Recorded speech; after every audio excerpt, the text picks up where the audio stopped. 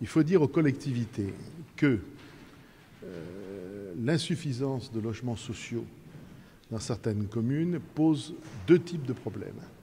D'abord, un problème de cohésion sociale, parce qu'on ne se donne pas comme ambition de loger convenablement l'ensemble des familles, mais aussi une exigence économique.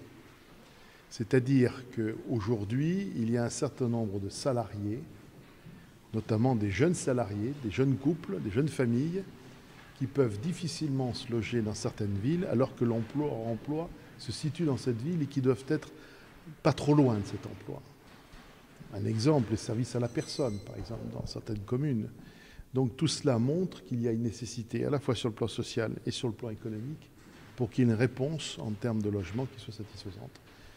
La liste définitive des communes qui seront carencées, elle sera prise par chaque préfet de département à l'issue de la commission régionale hébergement habitat qui se tiendra la semaine prochaine. On ne parle pas de sanctions, on dit carencement, ça veut dire que la commune a une pénalité, c'est ce que dit la loi, pénalité qui éventuellement peut être majorée. Mais ça a aussi d'autres conséquences, c'est que dans une commune qui est carencée, le droit de préemption du foncier passe automatiquement de la collectivité à l'État, qui peut le déléguer ou un établissement foncier ou un bailleur social.